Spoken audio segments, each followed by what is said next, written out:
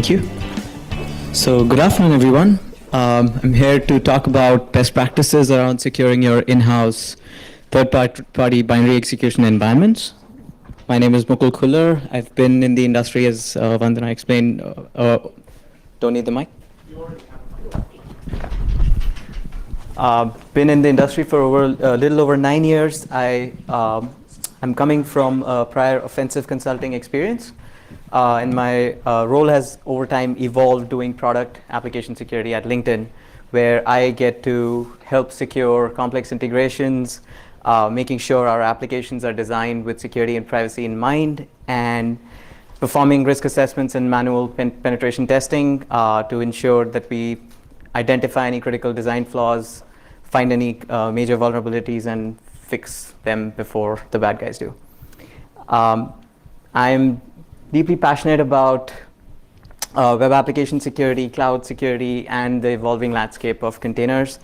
And I've previously spoken at AppSec. I actually gave lightning training talks at AppSec EU and AppSec California, along with other colleagues. So that's my introduction, and opinions are, of course, mine, not my employer's.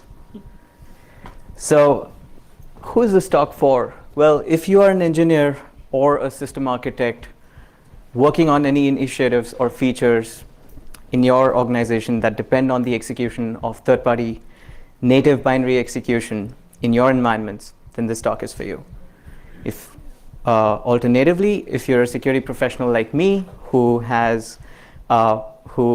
often gets the challenge of securing newer integrations where developers come up to you and ask, hey, can we do this? And from a security standpoint, you got to do the risk assessment and help improve the state of security, overall security. So then this talk is for you as well, if you're not already applying those best practices. This talk is not about any negative perceptions. I don't mean to imply any negativity towards any tools or any specific technologies that will be mentioned. This is not a new zero day, I wish. This is not about a specific kernel or hypervisor or container attack landscape. I'm not advocating the use of any specific vendors or tools that I may have also used in my demonstration purposes. And this is not, unfortunately, a one-size-fits-for-all solution, right? Everybody's environment is custom, pretty complex. There might be different reasons why some things work for some organizations and some things don't. That includes performance, scalability, etc.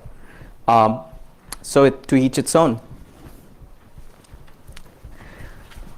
I am going to talk about what can go wrong if you directly dealt with untrusted executables and hosted them in your prod environment. And my intent of this talk is for you to walk out with a good understanding of the layers of best practices that you can apply towards a defense in depth inspired architecture that you can leverage to secure your environments in practice. All right, so let's get started.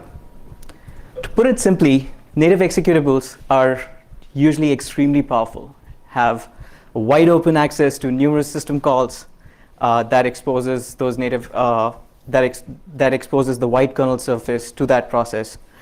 And typically these tools are written in low-level languages such as C that are not fully type safe, may allow for unchecked random arithmetic operations via pointers that would allow the program to reach arbitrary areas of the memory, and are usually programs might be vulnerable to typical format string bugs. And it's very hard to get it right. Unless you are a seasoned security-minded developer, it is very easy to write insecure code in C. Apart from the language itself, many native binaries and third-party executables are simple wrappers around existing other libraries and command line executables that may already be present on your systems. And these tools, especially the ones that are decades old, maybe written in the 90s, may not have been designed with any sort of maliciousness in mind. They haven't been threat modeled. They are often,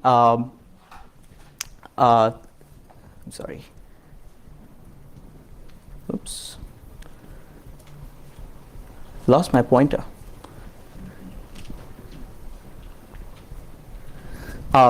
They haven't been threat modeled, they haven't been probably been fuzzed, and to be honest, they don't really get all the security attention that's required until some tragedy strikes, until there's a bug that got famous or infamous for the wrong reasons, and suddenly until there's a cool new shiny bug and a website dedicated with a cool logo and a cool name, programs might not be introspected that much by the security community either. And execution of untrusted executables is bad. You don't control that code. You're running it in your production environment. It's bad enough, but a tad bit safer if you were passing only trusted executables or trusted inputs to those binaries. And those by trusted inputs, I mean something that you yourself solely generated, and you're 100% sure wherever this image is coming from does not contain any sort of maliciousness. However, allowing such code to be run in the context of running such code that executes untrusted inputs from your users, and you're running it on a publicly facing web application, you will leave forget your good night's sleep. A simple command injection flaw in any such untrusted code could be exploited to run arbitrary code on your servers. And from there on, exploitation would completely depend on which conditions that execution was taking place in, and what is achievable from there on. So as a security practitioner, you may be signed up for huge number of mailing lists. Dedicated security mailing lists exist, OSS security mailing lists, where oftentimes you will get to know of the most critical bugs that you care about, and you decide, you get an alert on your email, and you decide whether you want to patch or not, or, well, hopefully you're patching every time you're receiving those alerts. But it's a really hard thing to keep up, especially when you're running a wide variety of tools, especially native tools in your environment, right? For instance, this is a tool, FFmpeg, very popular tool, and I was looking the other day for a dedicated mailing list that I could join, and I could receive alerts on every time there was new CVs that were fixed in the next bug release, and I couldn't find one. There's none of those mailing lists is dedicated security mailing list, and that makes it really hard to keep up unless you're integrating with some vendor who's telling you about these bugs that exist, or some new 0-day or new patches that have been applied to a binary. And in many cases, security updates might be too often, right, for you to really keep up with them. And sometimes in cases or old code or legacy code, there might not be any updates. So, and in many cases, security fixes may be bundled together with other bigger release cycles.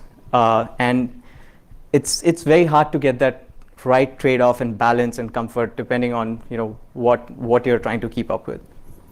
That animation is about the various FFmpeg bugs and CVs that have come up in the past, I don't know, many years or so. They finally consolidated it into this one view. But I myself am I'm amazed at how many CVEs get fixed every release. And they're just CVE numbers, then you can go and analyze if they apply to you or not. So these are some other problems with running native binaries, right? You directly cannot just put something in production and then you're good. Like there's a constant amount of work and struggle that it'll take for you to keep up. And where does what layers does exploitation really happen if there was a bug? Well, from my point of view, it's really either the application layer where there's an existing feature compiled in the binary that could be misused, or because of some flaw, some lack of sanitized inputs, that binary will then execute that code, and the attacker might have might have the opportunity to escalate privileges towards unauthorized accesses on that system, or other privilege escalation attacks and lateral movements. And it's way easier to craft application layer exploits once a flaw is identified, right? Or it occurs deep inside some routine where there's either lack of bounds checking, or use after free bug, or something of that sort is realized based on some fuzzing efforts, and it's hard to come up with those kind of exploits because those exploits completely depend on the environment that executable is running in, state of the memory, so forth. So your typical buffer overflow, stacks and heap overflows are the ones I'm talking about. So these are the two major categories of exploitation that I see. And let's begin with an example, really, right? So how many of you have heard of image magic? A lot of you. I'm not surprised. Like it's one of the most commonly used batch processing utilities out there. And under the hood, it leverages multiple delegates or coders that are basically wrappers around other low-level libraries such as libjpeg turbo, libpng, and these wrappers perform ultra-fast image conversions, compression, and decompression routines. They also wrap around other native executables to fulfill other subtasks, such as retrieving a URL from a remote host using wget. And a typical setup, this is how a typical setup would look like, right? You have an application server serving a web app to your users with a front end that has a file upload functionality. Your image gets uploaded, and asynchronously from there on, it gets stored in your data layer, and it gets moves on to processing. And that black processing box right there is where you would typically have your image magic executable running on some server, and you get the processed image back, and it's presented back to the user in some shape or form, depending on the implementation. That's how a typical processing job would look like in this context. And typical exploitation would be a crafted image with a payload inside it, would be uploaded by the attacker, and that goes on to the application server, and that payload now sits on the server. If that image processing, if there's lack of input sanitization, or if there's a command injection bug of sorts, then a lot of things can happen from there on. And that's what I meant by it depends on what setup are you running your executable in.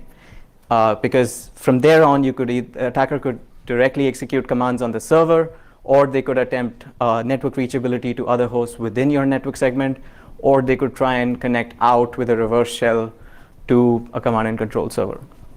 And that's your typical end-to-end how a breach would start or how a breach could occur, right? Fairly common kind of a flow. And thus this tool, that's how you know this, got a lot of bad publicity. And there was a logo created with the tag image tragic, and there were typical CVEs generated that mostly revolved around either ability to read and write arbitrary files, to do server-side request forgery, so you could have network reachability via the utility itself.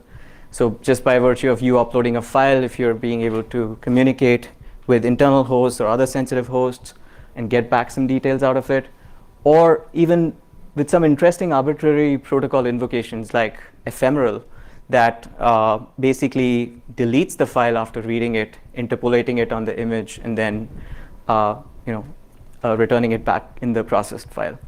Or MSL that basically converts an image file to any other extension anywhere on the file system.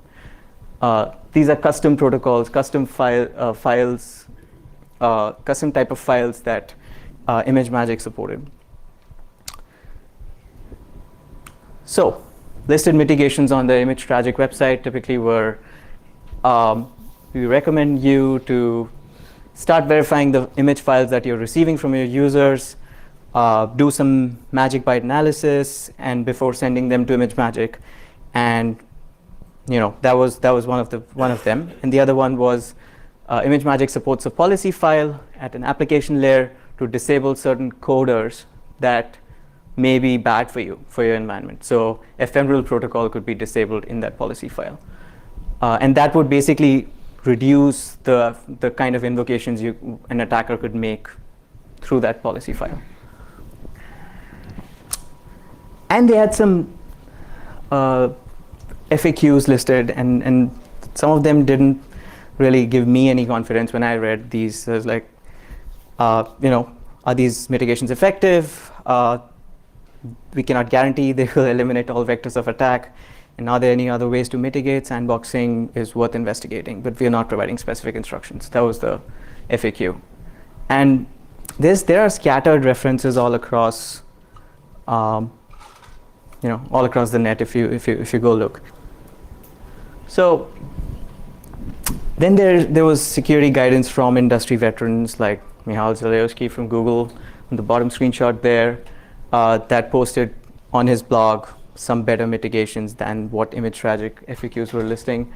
And that's more about, hey, don't directly use ImageMagick if you are just using it for transcoding and thumbnailing purposes. Instead, directly invoke libjpeg turbo or giflib or any of those libraries, and you'll be in a better shape because they're more robust. And then he had advice on considering sandboxing the code with seccomp BPF, and if all other options fail, limit the set of image formats that are passed to this executable. And again, it's hard to imagine why we only consider to sandbox some things. Like for something like this, in my opinion, it's very, very, very, very important to sandbox these kind of environments. So that screenshot is from another JPEG parser that basically somebody asked a question. There was no issue with the parser, but somebody had asked the question on GitHub, hey, is this production ready?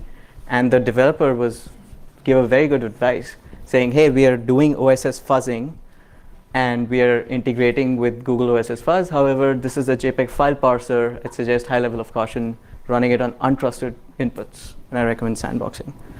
So it's very clear that we need to, anytime we're running untrusted code processing on untrusted inputs, it's very clear you have to do so in a sandbox environment. But if we all know this and we're aware of these kind of advices and mitigations available, you do a simple search, Google search, HackerOne, ImageMagick. HackerOne, by the way, if you don't know, is bug bounty platform, both running public and private bug bounty programs for companies. And these are the publicly disclosed ones, so you can just search them and learn from them. There's so many results. I was amazed at this state of being, right? And most of the reported bugs have some common themes, right? Network accessibility is one of them, where how does an attacker even try these exploits, right? They try to connect out, or they try to use some other protocol like DNS to connect out, or they're trying to read some file, or they're trying to write some file. So it just seemed to me like there's segregated advice all around, and there's no real approach that's made available to secure such environments in practice. If you're directly running in prod, it's game over. It's just a matter of time, and exploitation will occur.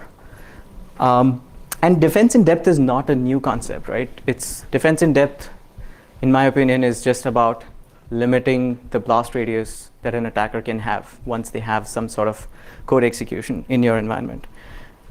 Think about mobile phones. They are all third-party apps running on your devices, under certain constraints, permissions, and there's sort of a sandbox that's preventing your phone from being taken over by those third-party apps, even with apps that have malicious intent. So similar concept, and in theory, like defense in depth is is used in every successful device we use today. And what are our security goals from this perspective, right? If we were to secure our execution environments, we want to prevent code execution. We want to prevent any sort of persistence that an attacker could have, even if they had some sort of code execution. And you want to prevent lateral movement. And how can you do so? Well, you need an unprivileged sandbox that restricts system calls per application.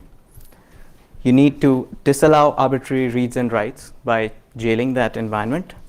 You need to assign restricted capabilities or Linux capabilities to privileged processes and drop all the other capabilities. You need to restrict any outbound network connectivity from that execution environment. And you need to make sure that the container runtime is to the absolute minimum to make it so-called ephemeral. So I consider this a three-step process. Let's say you are considering running some executable or already running.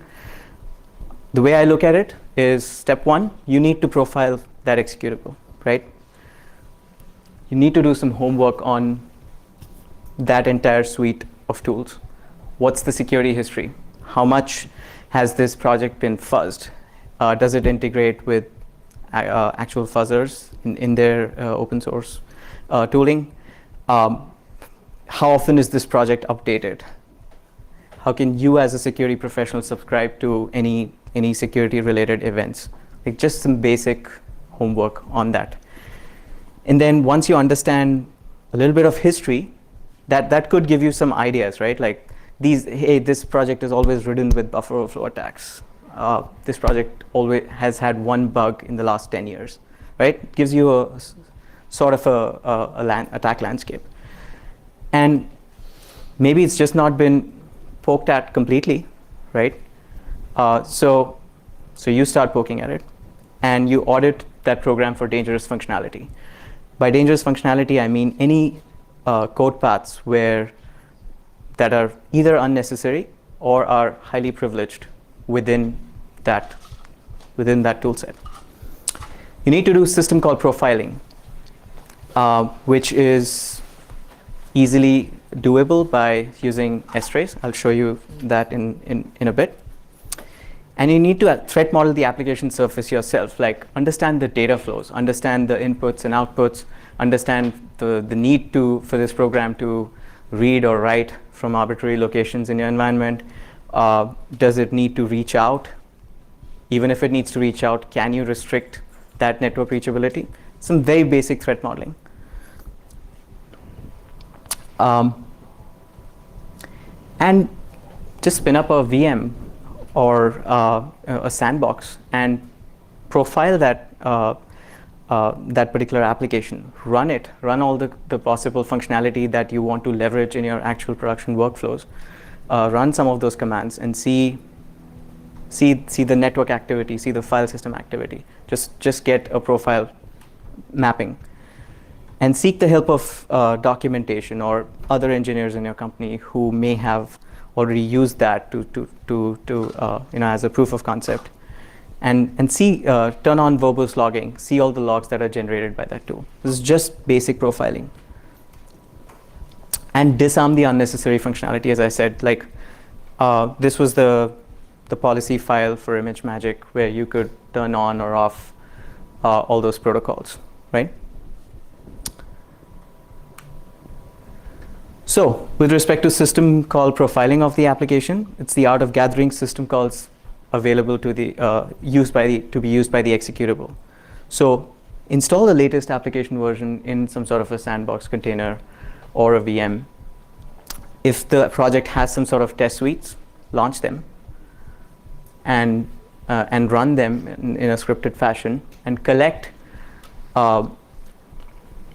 and don't forget, you have to do that with trusted inputs, right? Because again, you don't know what could happen, and that's why you're running it. You're limiting your testing to a sandbox container or a VM. And execute the specific commands. Like for instance, ImageMagick, there's two big utilities that I know of: convert and identify, right? Very commonly used. even leveraged by other desktop, Linux desktop distributions for a lot of the needs.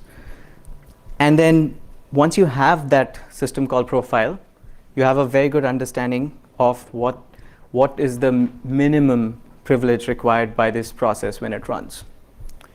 And you could then build a seccomp BPF profile. And seccomp BPF is a kernel security feature where a user land process can implement this filter and prevent or actually allow certain system calls from executing when they're running. So that seccomp BPF profile will be built off of this syscall profiling. So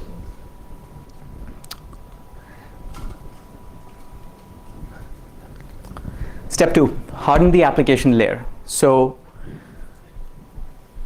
by that I mean two things, right? One is kind of the advice that was given in the image tragic facts and by Nihal was magic byte analysis.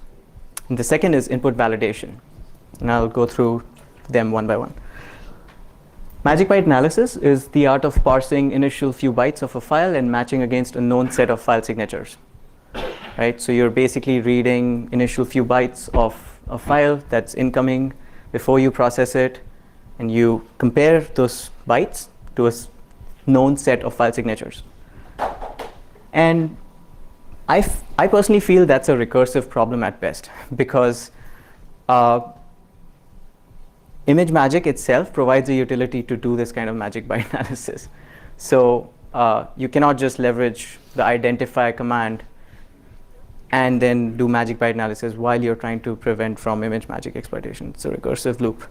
So and then what about polymorphic files, where a file could be appended underneath another perfectly valid file, and you end up reading the magic bytes of only the first few bytes of that polymorphic file, and that would basically bypass your protections to, if you were using this to block processing in case you were only expecting a certain set of magic bytes to go through or file extensions to go through. So it's easier said than done, and there are a bunch of utilities out there that again depend on ImageMagick to do magic byte analysis. And file parsing in general, if not done right, can bring in a bunch of other issues. It's a hard problem. There's so many file formats out there and so many ways in which that aspect can go wrong. So I myself actually used a third-party utility that is a wrapper around the file, that is a wrapper around the library that the file utility invokes at runtime in Linux, right? So when you say file xyz.txt, it tells you, hey, this is a ASCII text, plain text file, right? So, and then input validation, the art of validating incoming data to block potentially malicious processing of unexpected content. Typically, traditional AppSec injection vulnerabilities like XSS have used this step as a defense in depth factor, right? Instead of just context-aware escaping on the output, you could do input validation as well and say, hey, this form field on my application only requires numbers. I only expect numbers to come in, and if you encounter anything other than 0 to 9, then you basically don't allow that step to go forward. Server side. Input validation, typical. But it's hardly used in many contexts. It's because your application may require free-form text, or it just feels useless to many people. So it's an undervalued mitigation factor in my opinion, and I can probably detect an attack in its tracks just by doing some sort of input validation on the incoming files, maybe. And third, harden your infrastructure. You have to leverage some sort of sandboxing, and you have to have a very secure network design for having such an environment where such critical code is executing. And it's all about practical reduction of attack surface. What will an attacker first do? Well, they will do arbitrary file reads and writes. They might do server-side request forgery attempts. They might try and attempt to reach out using some protocol towards the network. So if you can even take care of some of these with these defense in-depth steps, a large attack surface is already taken care of. So leverage sandboxing, right? There's so many container technologies out there, so many sandboxes out there, and to each its own. So you have to decide what works best for you. But in general, run as an unprivileged user, run ephemeral containers, ephemeral runtimes. That means every processing job you execute has to get killed within acceptable time limit. You're doing syscall filtering, so you're limiting the kernel attack surface by applying seccomp BPF profiles. You're dropping any unnecessary capabilities and privileges that that process might otherwise have access to. And you're leveraging Linux namespaces so that the process sees a very limited view of resources and their PID trees and all the other namespaces. And then you're giving it a jail for some sort of a chroot where you specifically allow or disallow specific mount points for reading and writing from.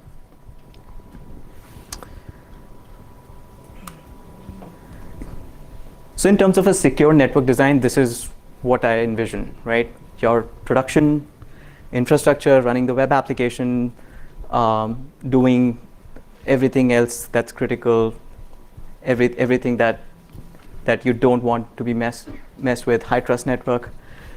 Then you have an actual firewall that's separate from firewall on the host itself, that's blocking, and that's literally allowing or disallowing only specific ports. And then you have some sort of an executor proxy, sort of a man in the middle to say, hey, I have this job, apply this container config, run this job, and be done with it, and return the results in this data store. So you've isolated your execution environment, completely firewalled it off of your network, your production network. And here you're doing all sorts of profiling in some sort of a sandbox container that's ephemeral. So all your syscall profiling needs to happen there, all your input validation routines. And if you choose to generate any alerts from those input validation routines and magic byte analysis, or if you choose to block processing, and then the actual processing containers. So true network segregation is key. It will limit what an attacker can do, even if they get code execution. While I don't say this often, but you could think about using the cloud for setting up your processing infrastructure, just the processing aspects of it, if you have the leverage to do so. I'm not saying put all your data in the cloud. I'm just saying keep the execution bits in the cloud. And that completely separates and segregates your attack surface, which otherwise would be your production infrastructure. And there's so much new technology available. For instance, Intel has launched last 2 years or so, it's grown a lot, clear containers that have the CC runtime, where each container is booted into its own lightweight virtual machine with its own unique kernel instance. So since each container will be running with its own VM, they no longer gain access to the host kernel, which is otherwise true in terms of a container breakout for technologies like Docker, where all the containers would be running on the same host kernel. So you're just one container breakout away to be exploited on the host. So if you could design in a way where you could run these sandboxes and VMs that have their own virtual machines, that have their own kernel spaces, that's the best way possible, but it's easier said than done in terms of the trade-off. But at the very least, at least leverage, to start with, you could leverage a lightweight process isolation tool. Google has, or Google engineers wrote a utility called NSJail, which is a lightweight process isolation tool. It's not a full-blown ecosystem in itself. It's simply giving all the security benefits that you would get out of like running a hardened container. So it allows the process to have no network connectivity. It allows the process to be ch-rooted, jailed to a particular directory that it's executing under. It allows you to specify custom seccomp profiles. I think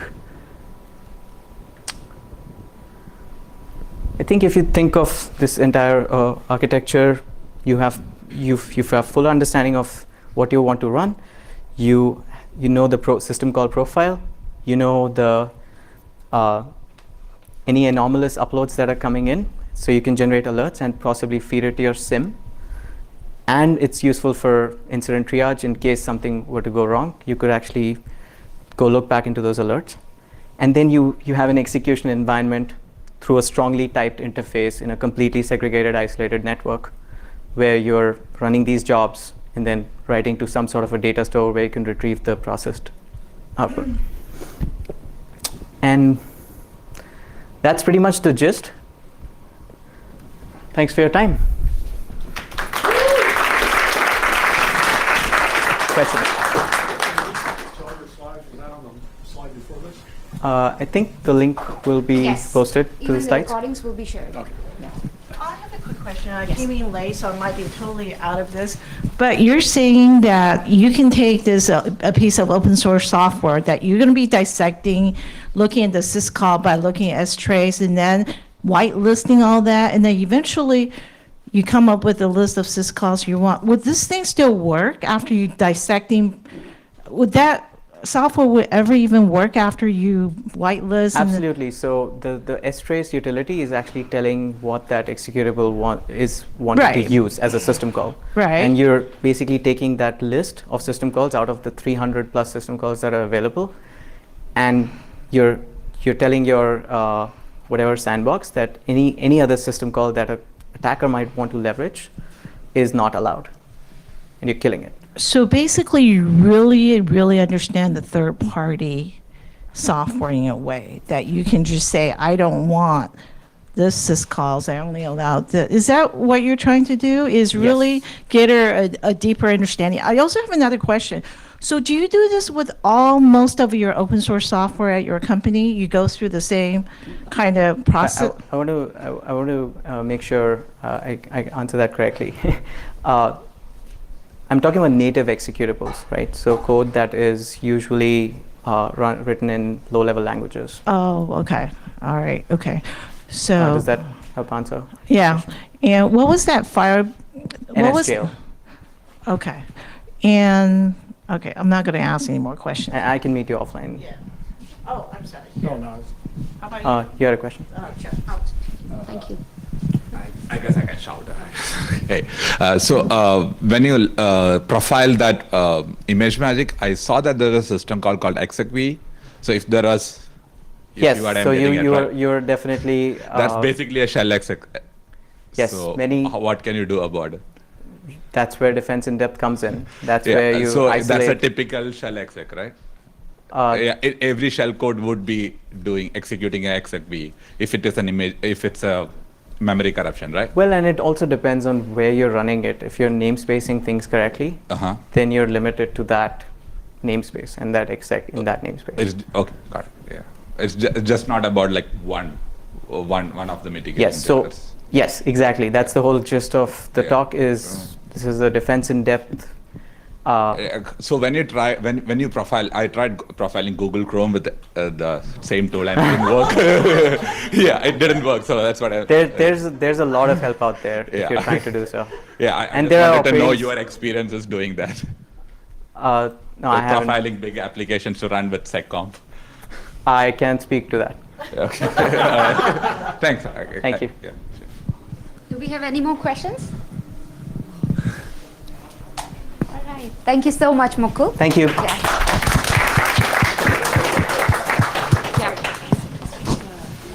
Oh, sorry. I'm so sorry. You told me to. It's okay.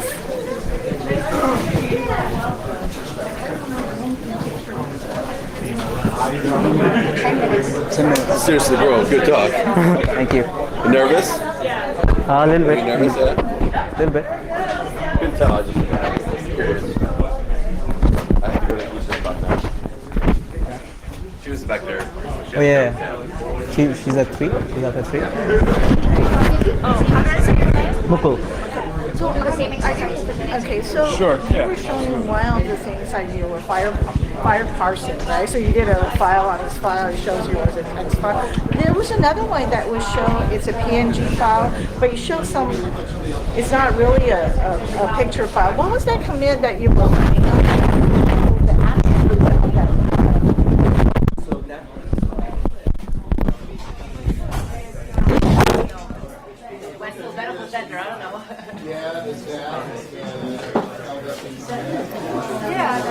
Oh, maybe.